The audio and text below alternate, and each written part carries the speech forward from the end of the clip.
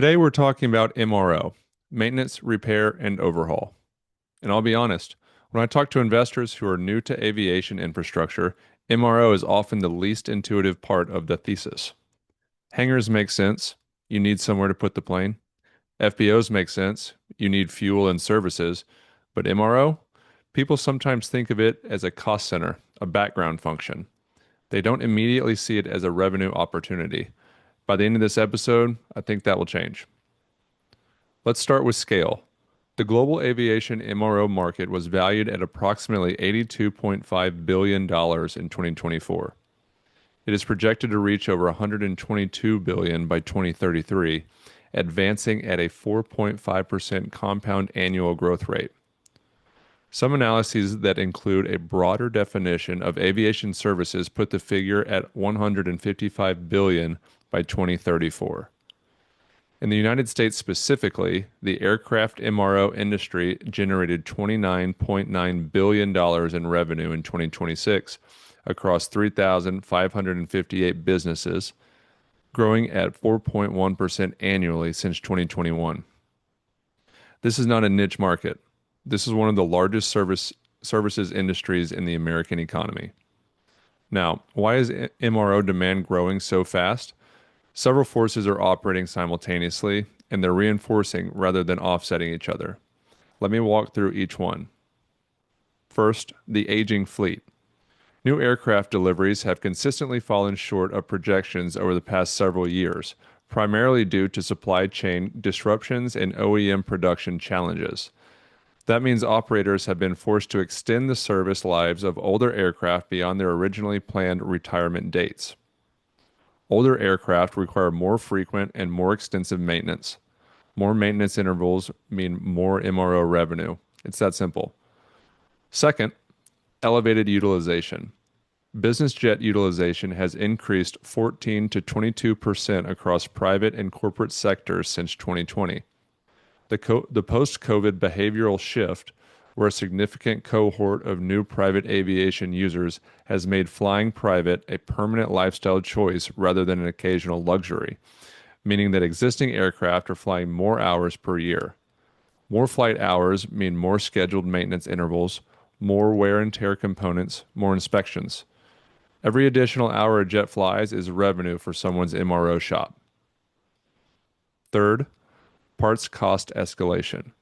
The business aviation parts supply chain has struggled to keep pace with demand, and parts prices have risen sharply as a result. The average business jet operating cost has increased by about 26% in recent years, with a significant portion of that increase attributable to parts and labor. For MRO operators, those higher parts prices translate directly into higher revenue on maintenance contracts, and because the maintenance is mandated by regulation, operators simply can't opt out of getting the work done.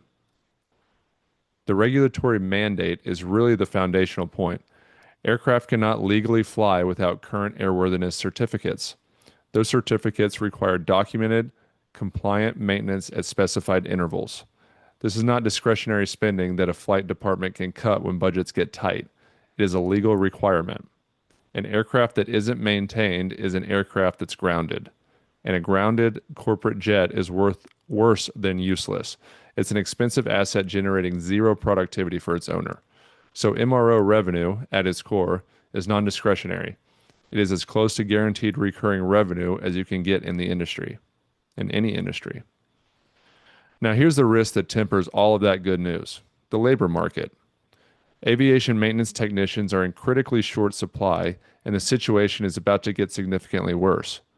Boeing's 2025 pilot and technician outlook projects that the aviation industry will need 710,000 new maintenance technicians globally over the next 20 years.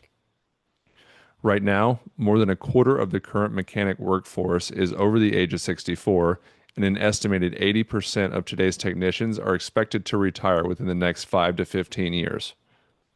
The pipeline of new technicians entering the workforce is nowhere near large enough to offset those retirements.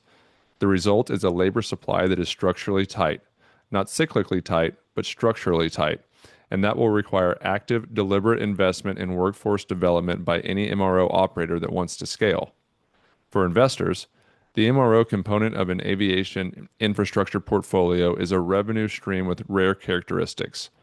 It's regulatory mandated, it's recurring on a fixed schedule, it's denominated in a service category experiencing genuine price inflation due to labor scarcity, and it deepens the relationship with aircraft operators in ways that increase the stickiness of every other revenue stream you have.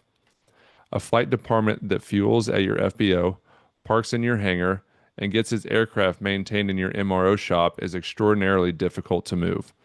The whole is worth considerably more than the sum of its parts.